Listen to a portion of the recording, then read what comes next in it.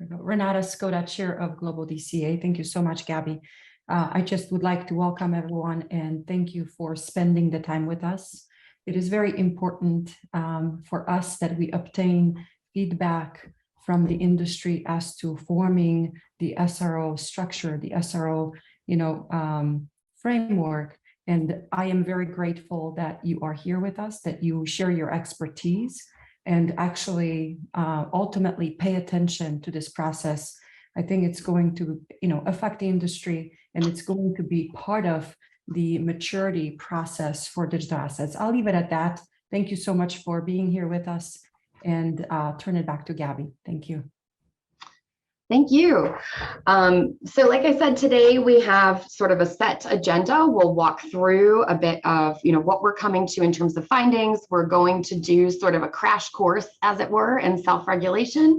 And go through what we're seeing both at an international level in terms of global peer comparisons, and then also start to get into some of the feedback that we've been receiving from some of you on this call, as well as about 50 other firms and representatives from throughout the ecosystem. So kind of just to kick things off, I will go ahead and screen share.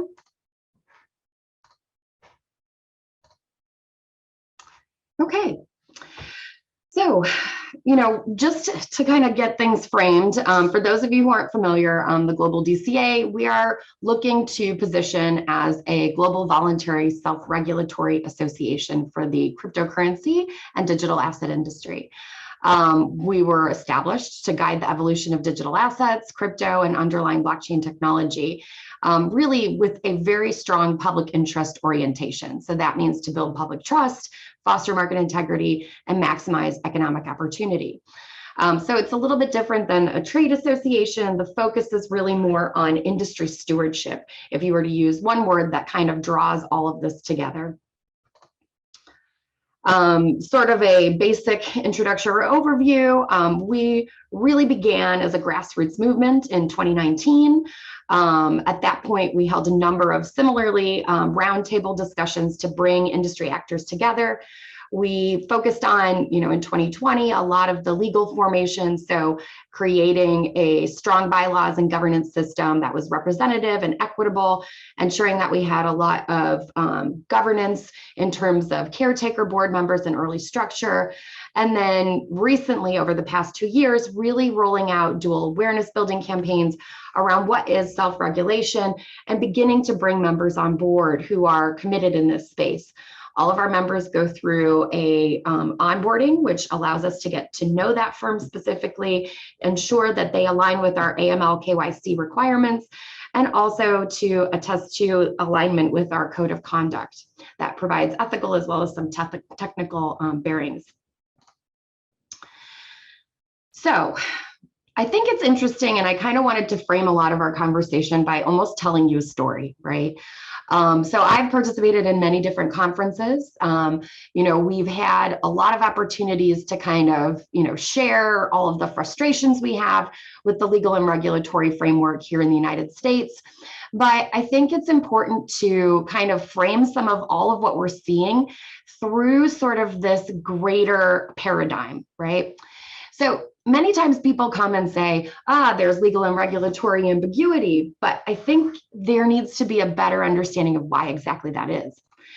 And so when we talk about that, I think there needs to be an understanding that this isn't just a new asset class. This isn't just a, different type of a financial sector product, but really what we're witnessing is an economic and financial sector transformation, okay? My background, I've worked in, areas of economic or financial sector transformations in 50 different countries, really seen some of what I would consider to be the hallmarks of this. So it is going to change the way that people transact, exchange value, and interact economically. It does have implications for the broader financial sector, but this is why you're seeing, even at this early stage, some of the work at the presidential executive order level of a whole of government approach to really try to understand how, as a country here in the United States, but also countries all over the world, are starting to understand how to position, how to regulate, okay, and we'll kind of put that in quotes for a second, and how they're going to engender economic growth, job creation, and the social outcomes that really benefit the broad, vast majority of people, hopefully, that exist within their jurisdictional borders. When you look at an economic and financial sector transformation, you have to look at what needs to be brought forward. So this past week, I spoke at the Digital Asset Summit by Blockworks, and one of the concepts that I kind of raised was this idea of almost like an Amish barn raise, right? So there are different pieces or components that are typically found and are seen as necessary to reinforcing, to transforming, and to ensuring that they enable sort of that broader transformation that you'd like to see. And these pieces include things like your legal and regulatory framework. So your laws, your regulations, they include your regulators' capacity building. They include the development and reorientation of workforce. So they include your university systems, your secondary education systems. And you're also looking at professional entities, so professional associations, civil society groups, as well as some of these self-regulatory mechanisms. And in the context of an economic and financial sector transformation, one of the most powerful tools that you can use, because things are very, what we say, VUCA, or volatile, uncertain, complex, and ambiguous, is the self-regulatory organization, okay? So let's get into a little bit about what that is and how it functions today if we were to design them, because we may be familiar with SROs. Some of these are more private sector and oriented. So you will see these in terms of an exchange, right? So the CME group is an exchange that operates, that's an SRO, but it is a more private sector oriented entity, okay? The ones that we're going to talk about, these are created specifically to facilitate the public interest and to engender and to usher in sort of those broader transformations. So I always tell people, you know, for the digital asset and crypto industry, again, maybe it's a little bit hokey, but with great power comes great responsibility, right? So you're seeing this transformation. We all want this to happen, you know, in an expedient, efficient, and effective manner so that we're protecting consumers and also enhancing market integrity, right? But right now, this is such a big transformation and change that the reality is that industry has to step into this space, okay? The ambiguity, the complexity, it's not going to only be resolved by government or by regulators themselves. There needs to almost be like a public-private partnership or some kind of a stopgap measure that facilitates this transition so that you are no longer feeling a lot of the pain that you experience right now as it relates to taxonomy or stablecoins and payment tokens or custody issues. You know, right now, just telling government what it needs to do is not enough because they don't necessarily have, at this point, again, the expertise, the, you know, budgets potentially, as well as sort of the orientation as to how to engage as part of a broader shift, okay? And so that's where the industry really needs to step into this space. And if it does, in terms of a self-regulatory mechanism, then it can actually help to enhance the speed, enhance the effectiveness and efficiency with which you will be able to run your businesses more profitably and will be able to protect consumers and the market's integrity overall. So what is self-regulation? I think one of the easiest resources to use if you're looking at this is the International Organization of Securities Commissions, or IASCO, their consultative committee report, which was the model for effective self-regulation, all right? It defines it specifically, it gives key components, it almost creates a complete blue map or blueprint for how you would actually create and design these. This was created circa 2000, and there still has been some shift in terms of self-regulatory philosophy. But generally speaking, what you're going to see is the authority to create, amend, and implement and enforce rules of conduct. And you're also going to see, I think, with regards to how you're going to implement the creation of these in practice, a very deep understanding of the importance of education as a first line of defense in protecting consumers and markets, And then also the importance of building capacity. So working with firms, especially in a growing industry, right, that has national security implications, that has geopolitical implications, to make sure that that is developed well. And that they're building right the first time, and that they're building right so that those firms within whatever country we're talking about, those borders, that they are globally competitive, that they are resilient, and that they are effectively stewarding positive growth. So like I said, SRO, sometimes people hear that and they say, oh, I don't know about that, or I don't understand that term. Wonderful. You don't have to use that term. Use one that I like better, a public-private partnership, right? And like I said, the main focus around this is 3 E's: expediency, efficiency, effectiveness. It helps you get the legal and regulatory clarity that you need in order to run your businesses comfortably and confidently, and leverages the expertise, the ability, the nearness to the industry that you would find among industry stakeholders. So we're going to go through like a few, what I like to say are like the facts and realities of SROs and self-regulation. But these are kind of meant to be sort of fun too, but they're based somewhat on some of the feedback that we've gotten or kind of questions that have been posed through the different conversations that I may have had with you and your firm, as well as firms outside of the global DCA membership, as well as with former regulators, current regulators, law enforcement. What is an SRO really? Because some of us may not have a lot of experience in this space, or we're familiar with entities that have been created decades ago, okay? And they fit a very different type of an industry. So SROs are not a substitute for government regulation. You're really looking at almost like 2 puzzle pieces coming together in order to create an appropriate level of regulatory coverage and clarity.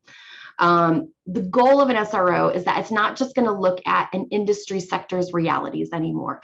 Just like in a company, when we talk about, orienting towards a broader interest, we look now at things like stakeholders, not just members, as well as sort of this broader concept of public interest, okay? And when you design an entity like this, it's a formal governance institution, okay? So it has to really be built and tailored to suit not only a country's like economics and financial sector, but also the political and social context that you're seeing, because it has to not only be designed well, but also to function pragmatically, okay? SROs are recognized, like I said, in order to advance regulation, enhance consumer and investor protection. And really the beauty of this is that it is flexible. It is much more able to be tailored to the unique context of an underlying industry. And I think in particular, and we'll go through like a one-to-one sort of an assessment of how nicely an SRO model actually fits what we're seeing. We'll see that kind of illustrated in practice.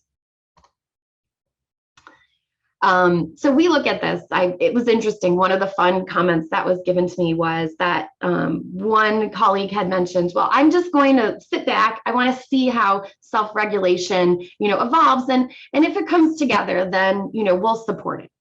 Okay. So self-regulation, by definition, is a self, and that self is everybody who's on the call today and everybody who's in this industry, right? So it means that it has to be a strong national dialogue. It's built from a point of inclusion. There's a high degree of participation and commitment from the firms in the industry. Otherwise, what you're basically doing is default asking for regulation, right? A lot of times when I work with groups, overseas, they will say things like, well, the government is coming in to regulate us, right? Well, I always remind them that there is a give and take and a yin and a yang here. So if your industry fails to come together and to appropriately steward itself, then you leave regulators no choice, because ultimately what ends up happening is that retail consumers start to feel pain from mismanagement, poor, risk assessment and management, and also poor quality products, services, et cetera, et cetera. And if you're not able to do that yourselves, then by default, then there has to be an action that's undertaken from a formal regulator. And so that's something to recognize, is that there's a lot of power that this industry has today, okay, in order to help fill this space, to give you enlightened self-interest, the clarity you need, but also to ensure that you're actually creating those high quality products and services. When we look at this, like, I'm looking at things, like I said, the different human, technical, political considerations. I'm looking at the resources that will be needed and available in order to advance this. And that's something that I would like all of the firms on this call, and I've spoken to many one-on-one, that, self-regulation has to be adequately funded. And that's something that, we can talk about or share during the open Q&A, which will not be recorded. SRO development is a process, okay? I think it's really important. So if I'm looking at an SRO here in the US that you might be familiar with, the National Futures Association, did it just begin when there was a legal mandate?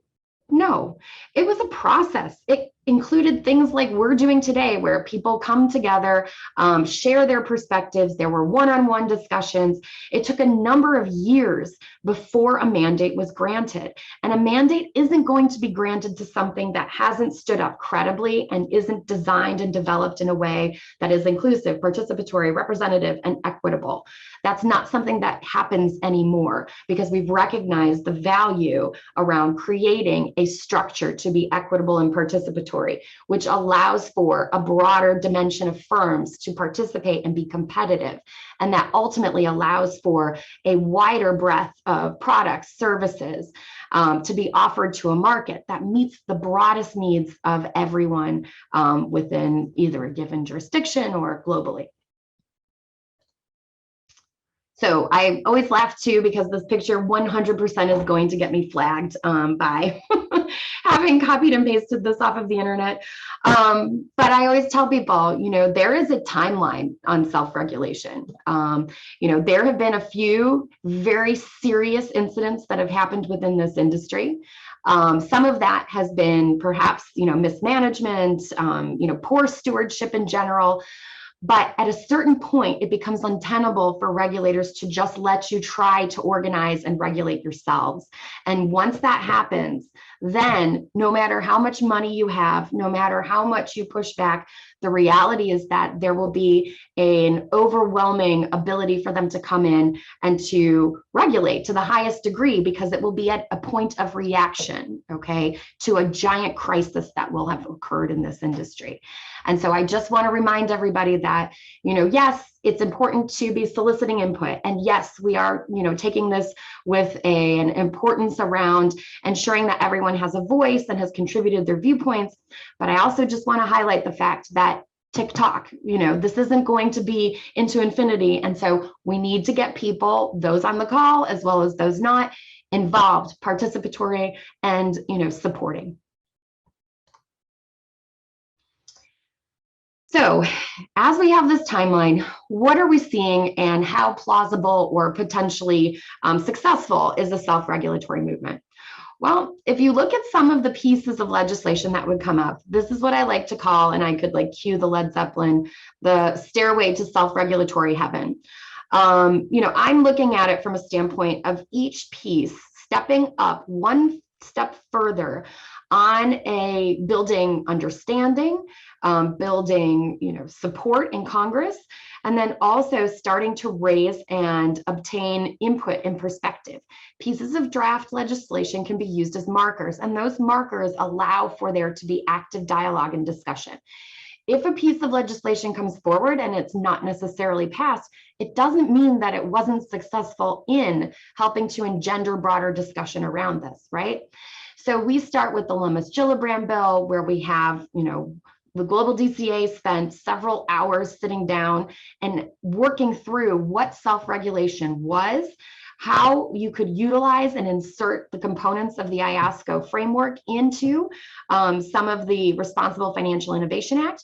And that's where the kickoff of having a piece of research that specifically focused on all those points that we just kind of discussed was begun. We also looked at the Digital Commodities Exchange Act. We worked for a long time with the House Agriculture Committee, helping to educate again on SROs, self-regulation, what it looks like today. and then also ensuring that there would be a pathway to an SRO in that piece of legislation. You saw the next step, the creation of an RFA or a digital asset SRO opportunity. So do you see how with each successive piece of legislation, you're actually building upon the next, taking one step further, because what this actually is doing is socializing the concept of an SRO. It's beginning to get, broad-based support both on the Democratic and Republican side, and you're seeing sort of a crescendo towards this. In terms of the next phase, we have the opportunity to sit down as an industry to support this idea around standalone SRO legislation. I think in this space, part of the reason that, why are we on the timeline we're on? Well, one is the, sadly, this image that's going to get me flagged by security, but the ticking time bomb. But then you also have this concept of the fact that we have a chance to step forward and to outline the ideal that we believe an SRO would look like. And I think that in that vein, we'll talk a little bit about what that process has been to come to what ideal looks like for whom, and to ensure that it actually esteems to work for everyone. So in this vein, many of you, like I said, have already participated in some of these components, but you're looking at actually a very formal, well-trodden process for bringing people around the table and what you could consider like industry organization or industry mobilization, all right? So we came together as a group. We looked at through our public policy and regulation committee. We discussed at the advisory board and board level, and we've had open discussions on this through some of our other forums, the concepts around what we believe the principles of self-regulation should be. Those were socialized and shared with you, but this PowerPoint will also be shared, and there's a link where you can easily click and find that. The next piece that we did was desk research. So looking at global comparisons, what other digital asset SRO movements are out there today? What type of design choices have they taken in order to ensure that they are reflective both of the needs of the digital asset space, but also respectful of the need to ensure evolution and innovation in the underlying blockchain technology? The third step was a call for one-on-one interviews. So this is where we were meeting with everyone. And actually, these are still ongoing. We'll likely continue to have these conversations. We've started some of these gentle drafting, just starting to take notes and to synthesize some of it. But I will continue to have those one-on-ones till the end of the month. If you or any of your colleagues would like to, participate in that, please let me know. We'd love to have you. The fifth step is going to be, like we've said, or fourth step is going to be roundtables. So today is a roundtable. We're also going to do a second roundtable. This will be on October 7th, and this gives many people a chance, one, for us to kind of discuss today, and two, for you to go out to speak to your networks, to speak with your colleagues, and to ensure that they've had a chance to participate and to provide their feedback into this structure. The last piece is finalization. So really starting to come to the table. At this point, because this is a process, because we are looking to amplify message and try to get as many people to the table as possible, we will start with a framework. So it's not going to be detailed to the nth degree of exactly how, an inspection or oversight would be conducted. That is not going to be the outcome from this first phase, okay? So these 5 steps. What you're going to see is sort of the structure, right? So like a framing of a house, that's what's going to come out of all of this work. And it is an iterative process, and we will work together to make sure that we're not having any unintended consequences and that we truly are bubbling this up from a point of a grassroots movement, okay? So I wanted to kind of take one moment and stop here. I wanted to call to the floor a colleague of ours, Maggie Sklar. Maggie can introduce herself. She does it better than I do, but I wanted just to have her chime in for a few moments on the concept, value, and power of SROs and self-regulation. Maggie, if you can come and speak for a moment.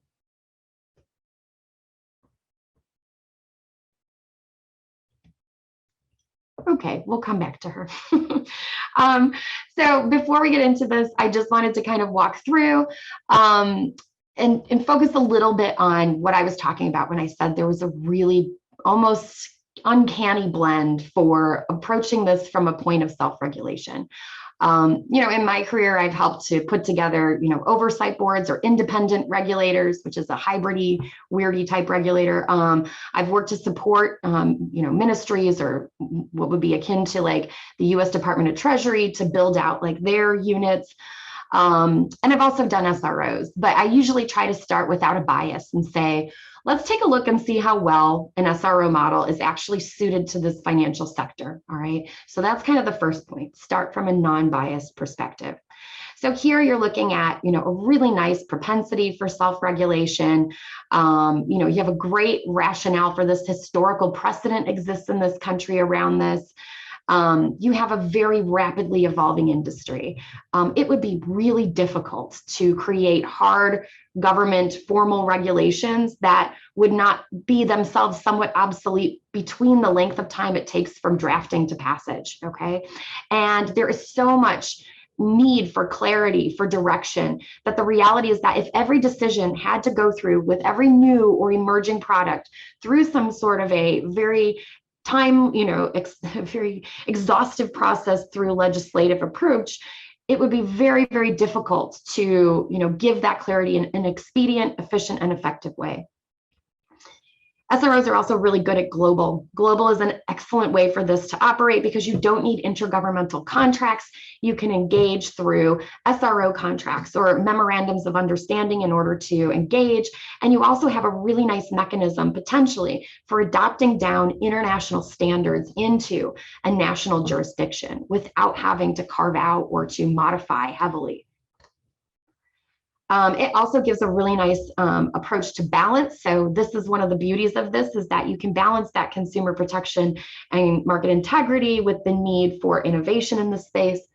And you do have the funding in this industry. I know we're at a bit of a market downturn, but realistically, nowadays, like, you don't necessarily hire hundreds of thousands of inspectors and staff, and you wouldn't necessarily need to do that for this industry.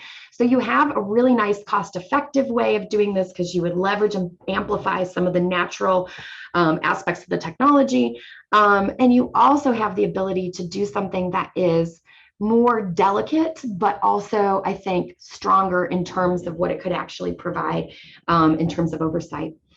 You also see the need really to help supplement and support so that your public sector expertise has the knowledge they need. And so that kind of gives you sort of like a rationale, like, why are we looking at SROs right now? And why an SRO model is actually a really nice fit for what we're seeing. The other pieces that we looked at were, okay, so what other, global peer countries, what are they doing? Well, a lot of countries that love that balance and are trying to position as global financial centers of excellence, they too are developing or advancing an SRO model, right? And the way that they're developing that is very important because it hits almost one-to-one with what I just outlined from the IOSCO principles. And it also is very much in line with what we've already started to build here through the Global Digital Asset and Cryptocurrency Association. You have this importance of having a big tent. So having, perhaps a very narrow band of firms that would be required legally to participate, but ensuring the opportunity for all to have voice, especially if we're going to look at the potential for engaging on issues of taxonomy. You have a diverse membership base because you're looking to get a holistic view through which you can begin to create right-sized regulation and precision-based self-regulatory interventions. You have an accessible and graduated fee scale because you're looking to build up, and today's small business could be tomorrow's multi-billion-dollar valued entity, right? You're looking at multiple streams for revenue generation. Why? Because the cost of self-regulation is sometimes large. And so in order to make sure that this is not an undue burden financially to a lot of these firms, you're seeing globally people starting or having components that relate to advisory services, for example, conferences, certification schemes, examinations. And all of these both reinforce and provide resiliency for that self-regulatory mechanism, as well as help create sort of this opportunity to reduce some of the pressure on member firms. you see a really big emphasis on capacity building and preventative measures. So just like the philosophy of medicine has changed, okay, we don't anymore just say, oh, well, oh, you have heart problems. Well, here's some pills, or, you have this problem, let's have an open heart surgery. We recognize things early because early is less expensive. Early is, more effective in terms of helping to engender development and capacity. And you're really focusing on catching firms when they are younger and working with them in partnership. So that's self-regulation versus a regulator kind of a gotcha moment and saying that this is like what you did wrong, now go off on your own and try to figure it out. In this instance, it's more of a, hey, here's some things that we're seeing. Let's work with you to try to build correctly and to help you get on course, because ultimately we care and are invested in you being successful. You're also seeing a lot of leaner staff structures. Why? Because there's a greater emphasis now on preventative measures, on anticipatory approaches, as opposed to just trying to catch things after the fact when they're a big problem, okay? So we've looked globally, we looked at the international models, and now as part of this, the one-on-ones. So really trying to make sure that this is diverse, that this is inclusive, and that it's a credible and robust process. Because at the end of the day, that's what matters. You don't build a system like this for a few firms or for a few self-interests. You're building it so that you are creating sort of an engine of economic growth, but constructive, positive economic growth. And that's why you're looking not just at member firms, but industry stakeholders and also the broader public interest. So how have these questions been going? If you've participated, then you kind of know. We start talking about what are the pain points that people feel. And then what are the things that we think need to be in a formal regulation? And what are the things that an SRO can potentially solve or resolve? And then we talk about where that SRO would likely be placed, given the pain points, given what we'd like it to do. What should the membership look like, given those pain points, given what we'd like it to do? And how should it function in practice? And so it's a very gentle, very logical process, and it helps us to come to some fun surprises. So, surprise, everybody agrees on much more than they think they do. When we start these conversations, many times I have groups that are very heavily entrenched in the DeFi space, or I have a traditional banking institution. And both of these say we could never come together and agree on anything that the other group would agree on. But when you actually take people one-on-one and it's just you and them, and you walk through these pain points and you talk about what's needed to be resolved, you realize that actually all of you agree on the exact same things. And those are, you need taxonomy, you need clarity. It needs to be done in a timely manner so that you can build with confidence and you're not worried about somebody coming after you with a lawsuit or a case. You need to understand and have stablecoins and payment tokens resolved, because we see and we know that we're moving towards a decentralized financial future. And this is a really important component of this, as well as facilitating payment systems around the world. You're looking at custody. Why? Because it's important to know that you own things, that they're safe and secure, and that you have access and ease of access to them. And then lastly, everybody that we've spoken with recognizes that this is not the end, but it's just the tip of an iceberg of many financial and economic decisions that will have to be made from a policy standpoint. And because of that, you need something that's going to be flexible and responsive and actually draws upon those people that know this industry best, which is the industry. And so that's where, after you walk through a lot of this, you understand that there's broad agreement around the need for an SRO. So I think too, I want to kind of talk just for a second and look a little bit about, what we're seeing in terms of the feedback that we've gotten. And like I said, we have a lot of initial reflections that are coming through, okay? We have a general understanding that we need to be building today and not waiting until there's a mandate, for the sole purpose of the fact that if you are going to try to progress this, it's not the thing really that is what you want to get. You know how you ever hear that phrase like, oh, it's the journey.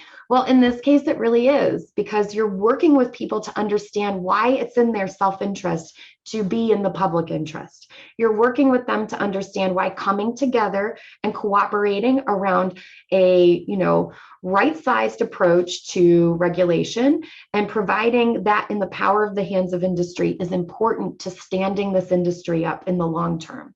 And you're also looking at, what this can mean in terms of being able to pursue a legal mandate eventually. In terms of, positioning, you're looking at positioning under the US CFTC, and we can get into that, I think, a little bit more in the Q&A session.